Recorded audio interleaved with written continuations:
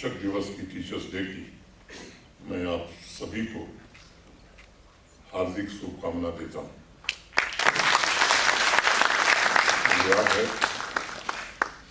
जब 2 वर्ष पहले मैं आया था, अगस्त महीने में कार्यभार ग्रहण किया था 7 तारीख को। उस समय चीफ सेक्रेटरी होते थे मिस्टर सुब्रमण्यम। 3 सितंबर को उनसे मैंने कहा कि टीचर्स डे का फंक्शन कहाँ है। उन्होंने मुझसे कहा साहब होता नहीं है। तो राजभवन के एक छोटे से कमरे में वो कार्यक्रम किया गया। गत वर्ष से और इस वर्ष व्यापक रूप से ये कार्यक्रम पूरे जम्मू कश्मीर में होने लगा है। सबसे पहले पिछले साल ही हमने बेस्ट टीचर्स अवार्ड शुरू किए। इस खिताब से नवाजे गए सभी शिक्षकों का मैं बहुत अभिनंदन करता हूँ, उन्हें मुबारकबाद देता हूँ। और बाकी शिक्षकों से कहना चाहता हूँ कि पुरस्कारों की संख्या सीमित होती है। इसका अर्थ ये नहीं है कि आपने अच्छा काम नहीं किया है। ये चूंकि 10 ही लोगों को पुरस्कार देना था, मैं जानता हूं कि इससे भी ज्यादा लोग हैं जो योग्य हैं, जिन्होंने पूरी लगन से विद्यार्थियों के भविष्य को बढ़ाने में समर्पित भाव से काम किया है। उन सबका भी मैं स्वागत करता हूँ। अभी प्रदर्शनी मैंने देखी, DPS श्रीनगर के कुछ बच्चे थे, गवर्नमेंट स्कूल के बच्चे थे। जम्मू कश्मीर की पूरी संस्कृति को उन्होंने उकेरा था। ठीक कहा, जो बच्चों ने भी राष्ट्रगान हमारे सामने गाया, तो बच्चियां कार्यक्रम का संचालन करें, इन सबका मैं हृदय से स्वागत करता हूं। अनेक विद्यार्थी यहाँ उपस्थित हैं और ऑनलाइन भी अनेक टीचर्स, स्टूडेंट्स जुड़े हुए हैं। उन सबका भी मैं अभिनंदन करता हूं, उन्हें टीचर्स डे की हार्दिक शुभकामना देता हूं। ये सच है, भटनागर साहब ने सही कहा कि 2 वर्षों में से मैं देख रहा हूं कि जम्मू कश्मीर में एजुकेशन सेक्टर के लिए मैं मानता हूं कि ये ट्रांसफॉर्मेशन का दौर था। BK सिंह जो हमारे प्रमुख सचिव थे, आज नहीं है, मैं उनको भी स्मरण करूंगा। अनेक नई योजनाएं स्कूल एजुकेशन डिपार्टमेंट ने प्रारंभ की हैं और राष्ट्रीय शिक्षा नीति के अनुरूप करिकुलम में, सिलेबस में परिवर्तन भी किया गया है। टीचर्स, स्टूडेंट्स की मेंटरिंग पर भी फोकस करने का काम किया है और मैं कहूँ कि बड़ी शिद्दत से काम प्रारंभ हुआ है ताकि भविष्य के नागरिक हम बढ़ सकें। मैं समझता हूँ कि आज टीचर्स डे का दिन ये सोचने का अवसर है कि स्कूल एजुकेशन द्वारा हम बच्चों को जो शिक्षा दे रहे हैं, क्या वह उन्हें भविष्य की चुनौतियों के लिए तैयार कर रहा है? क्या वह कुछ ऐसा सीख रहे हैं जो पूरे जीवन उनके साथ रहेगा? एक बड़ी सामान्य सी बात है कि जब कोई बच्चा या बच्ची क्लास 4, क्लास 5 में दाखिला लेता है, तो मुझे लगता है कि उनमें 4-5 विशेष गुण होते हैं, क्वालिटीज होती हैं। उनके अंदर एक खास तरह की जिज्ञासा होती है। वो हर चीज को जांचना और परखना चाहते हैं। वो निर्भय यानी बोल्ड भी होते हैं। उनके अंदर साहस होता है और क्रिएटिविटी भी होती है। उन्हें खतरा उठाने में, रिस्क लेने में किसी तरह का कोई संकोच, हेजिटेशन नहीं होता है। लेकिन जैसे जैसे बच्चा बड़ा होता है और हायर सेकेंडरी में पहुंचता है, क्लास 10 में, तो आपने महसूस किया होगा, मैं शिक्षकों से विशेष रूप से कहना चाहूँगा, प्रिंसिपल से, कि आपने महसूस किया होगा कि ये जो चारों क्वालिटीज का मैंने जिक्र किया है, धीरे धीरे वो कम होने लगती है और लगभग 80% से ज्यादा बच्चों की जिज्ञासा समाप्त हो जाती है। ढेर सारे बच्चों में विषय वस्तु को जांचने परखने की आदत खत्म हो जाती है। क्रिएटिविटी की जगह उनका विश्वास रूटीन की चीजें करने में ज्यादा हो जाता है और रिस्क लेने के बारे में तो वो सोचता ही नहीं। मित्रों, आज अगर हम इन बातों पर विचार करें तो बड़ा आश्चर्य होता है।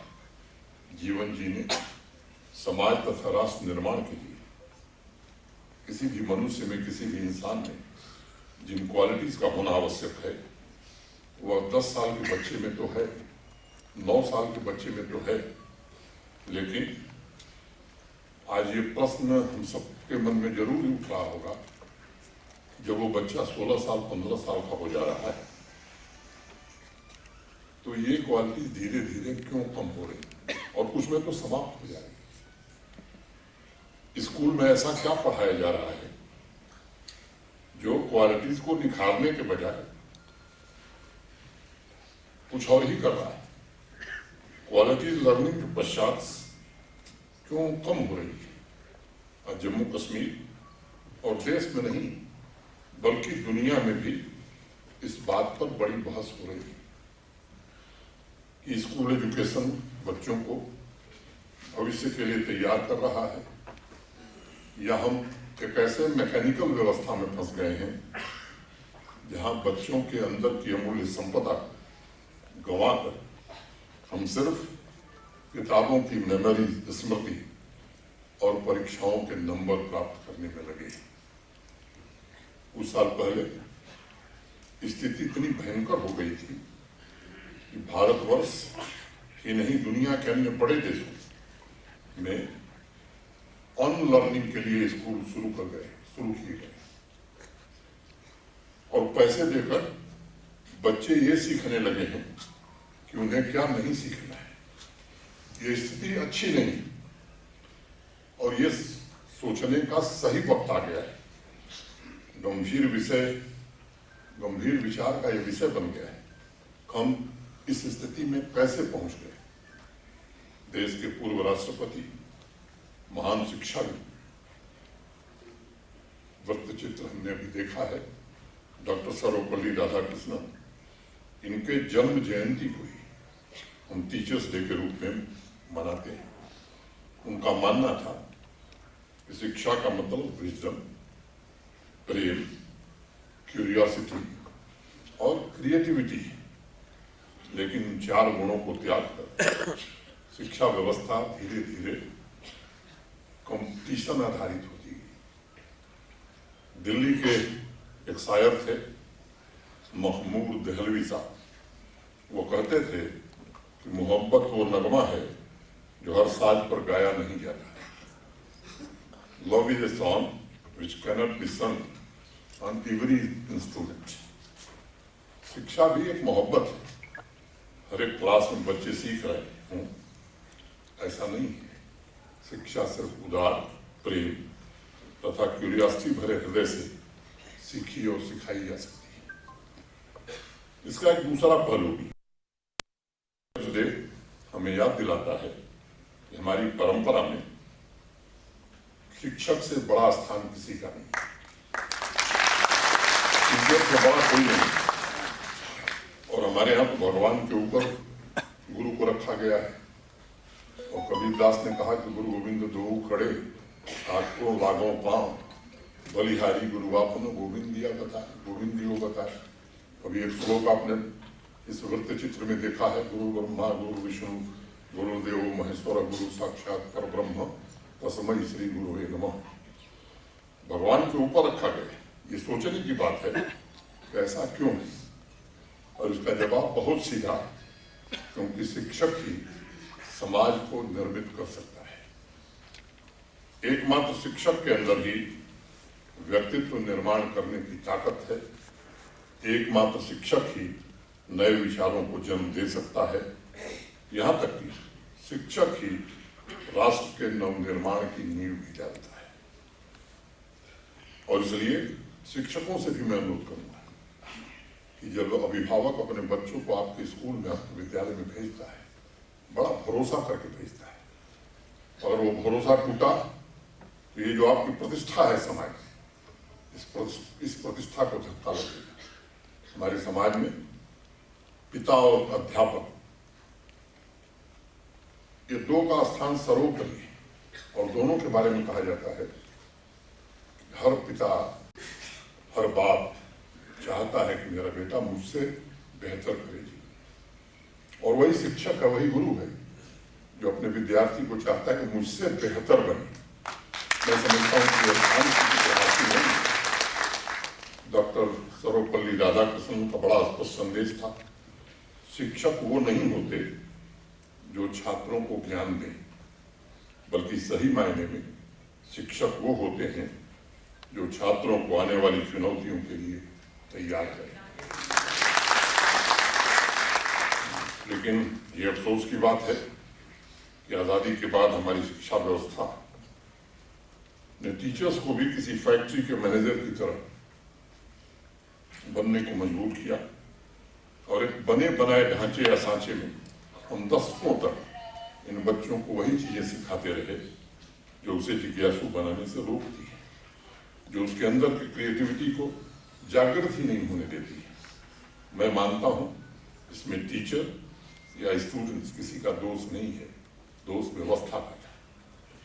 और दरअसल इतने सालों में एक ऐसी शिक्षा व्यवस्था, कई लोग कहते हैं मैं काले की शिक्षा व्यवस्था हमने तैयार की जिसमें सफलता और सफलता एक लंबी लाइन खींच दी गई। इसकी क्रिएटिविटी और रिस्क लेने वाले स्टूडेंट्स और एक्सपेरिमेंट करने वाले टीचर्स के स्पेस को ही कम कर दिया गया, या मैं मानता हूं समाप्त कर दिया गया। हिंदी में दो शब्द हैं मित्रों, सफल और सुफल।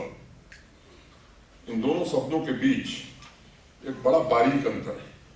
सफल का मतलब सक्सेसफुल और सुफल गुड वर्क, अच्छा काम।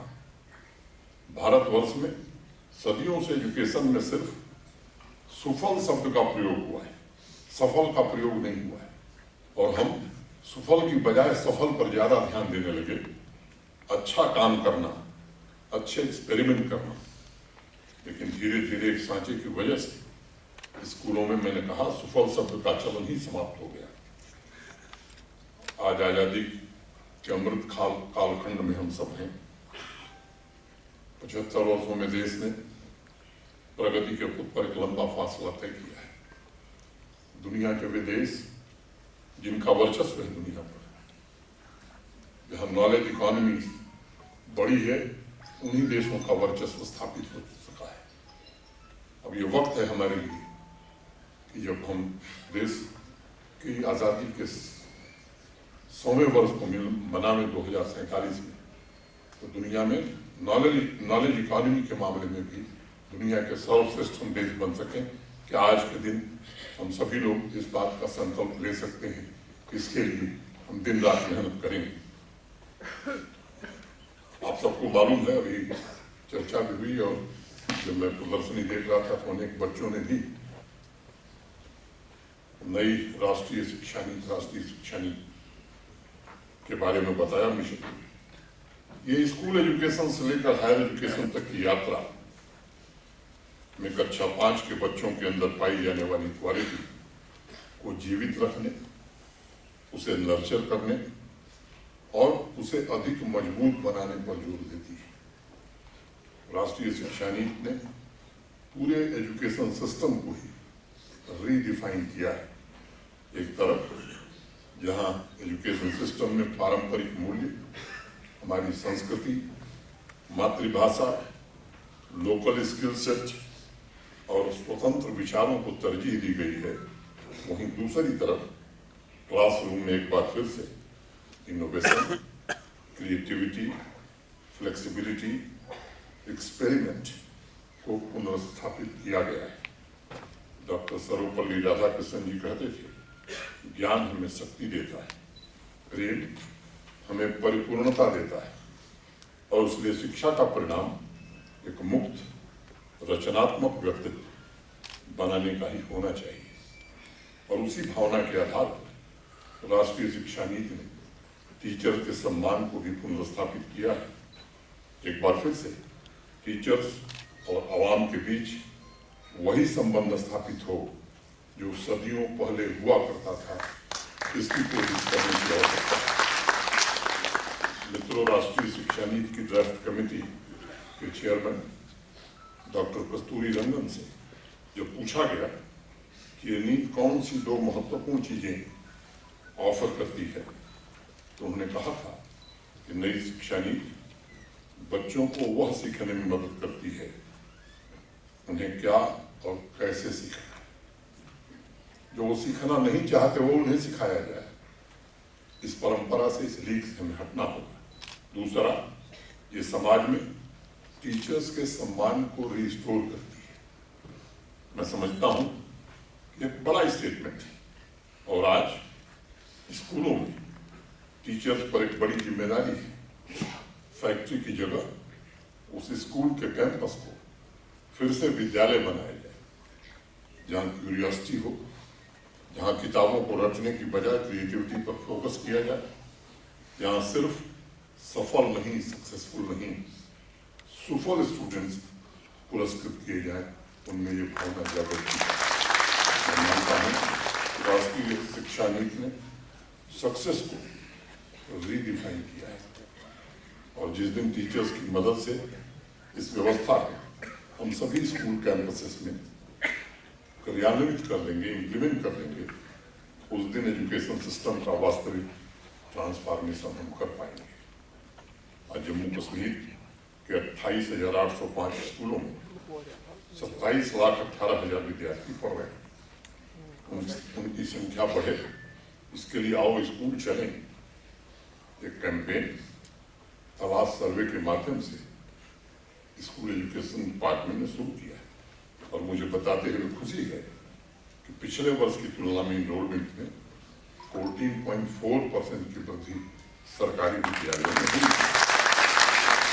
दूसरी तरफ क्लासरूम से अलग हटकर टीचर्स स्टूडेंट्स के इन्वॉल्वमेंट के लिए मेंटरशिप का कार्यक्रम तथा गर्ल्स एजुकेशन के लिए जरूरी इंफ्रास्ट्रक्चर भी प्राथमिकता के आधार पर तैयार किया जा रहा है।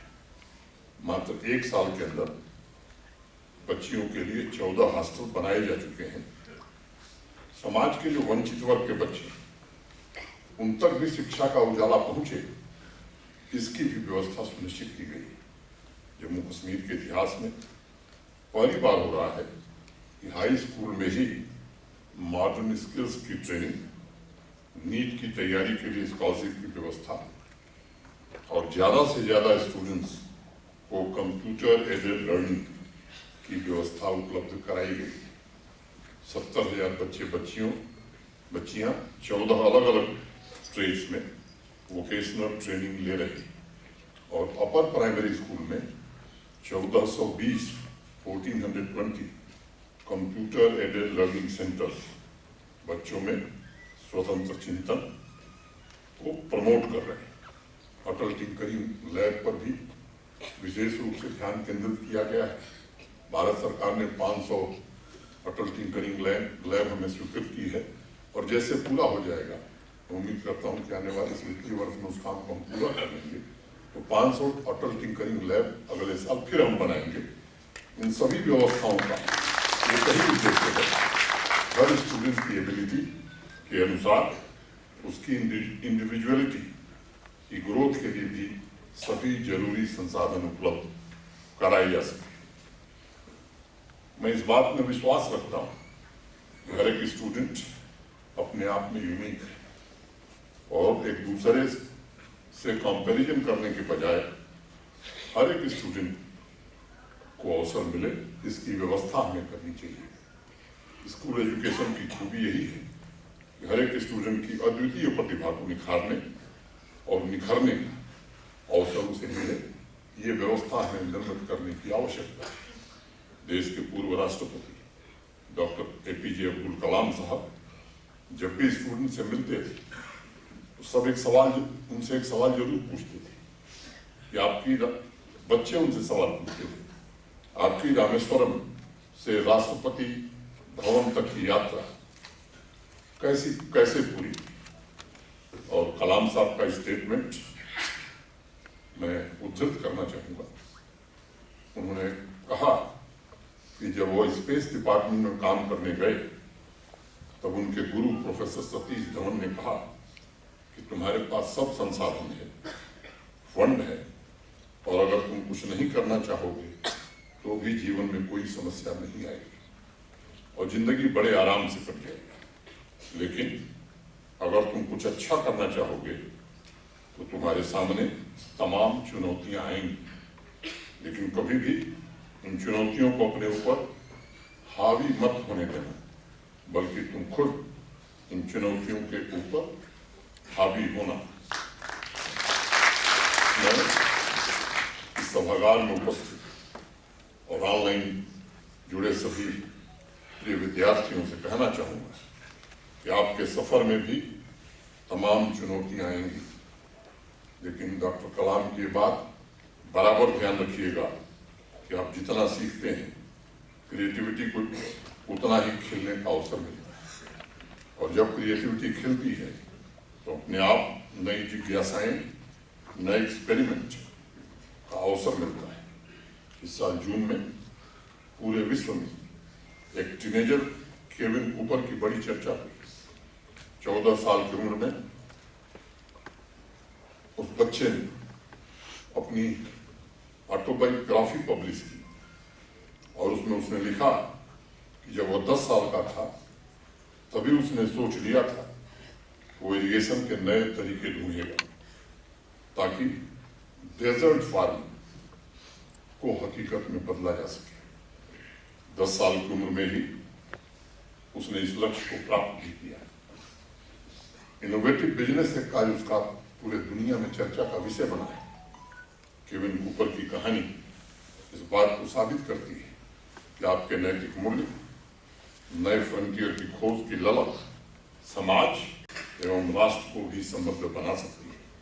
आप लोग खुशकिस्मत हैं कि राष्ट्रीय शिक्षा नीति ऐसे समय में आई है जब आप विद्यार्थी हैं, जब आप स्कूल में पढ़ रहे हैं। मैं जब स्कूल में पढ़ता था, जब अलजेब्रा पढ़ना शुरू किया तो मेरे टीचर ने मुझे a + b² = a²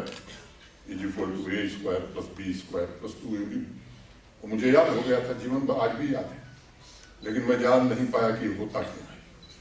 जब मैं Banaras Hindu university institute of technology में पढ़ने गया तब मैं समझ सका।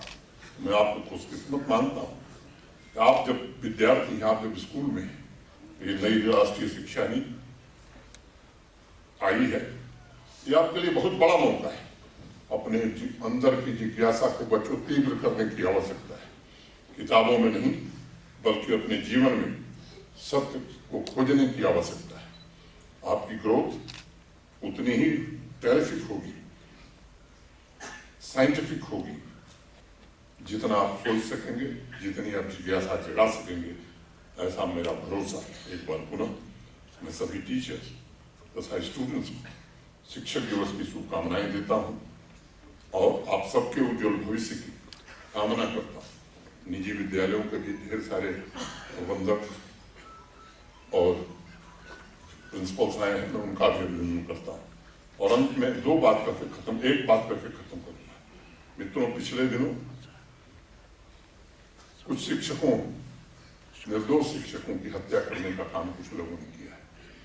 इससे घिनौना काम कुछ हो नहीं सकता है, और मुझे लगता है कि अब वक्त आ गया है, सिक्योरिटी फोर्सेस अपना काम कर रही हैं, समाज को भी इसके विरोध में खड़ा होना चाहिए। बहुत खून बह चुका है जम्मू कश्मीर में निर्दोष लोगों का। अगर हम कुछ कर नहीं सकते, कम से कम निंदा तो जरूर कर सकते हैं। मैं आप सबसे निवेदन करूंगा, जो लोग बच्चों को ज्ञान दे रहे हैं, घर परिवार छोड़ करके बच्चों का जीवन बदल रहे हैं, ऐसे लोगों को बंदूक का निशाना बनाया जाए, कोई धर्म इसकी इजाजत नहीं देता, और इससे बड़ा पाप मैं समझता हूँ कुछ नहीं है। मैं समझता हूँ आप सभी अध्यापकों से, समाज के सभी प्रबुद्ध लोगों से मैं विनम्रतापूर्वक निवेदन करना चाहता हूँ, कैसे कुकृतियों की निंदा करना ये हर नागरिक का दायित्व है, और इसमें भी आप आगे हमें एक बात और हम सबने तय की है कि 1-2 दिनों बाद वो स्कूली शिक्षा विभाग इस कार्यक्रम को आगे बढ़ाएगा। आप सबको मालूम है कि 2 अक्टूबर महात्मा गांधी और लाल बहादुर शास्त्री जी का जन्मदिन। बापू के हृदय के करीब 2 चीजें थी, ट्रूथ एंड नॉन वायलेंस।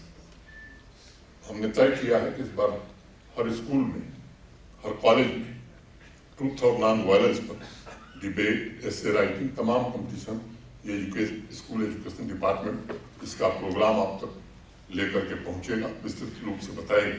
मैं आप सबसे निवेदन करता हूँ कि इस कार्यक्रम को भी सफलतापूर्वक हमें करने की जरूरत है और 2 अक्टूबर को पुरस्कृत हुए बच्चों और सबको श्रीनगर में बुलाकर देश के प्रख्यात गांधीवादी लोगों को इकट्ठा किया जाएगा, ताकि सत्य और अहिंसा केवल भाषण में नहीं, आचार और व्यवहार में भी आ सके। इतनी बात करते हुए आप सबके प्रति हृदय से कृतज्ञता ज्ञापन करते हुए अपनी बात में पूरी करता हूँ। धन्यवाद। जय भारत।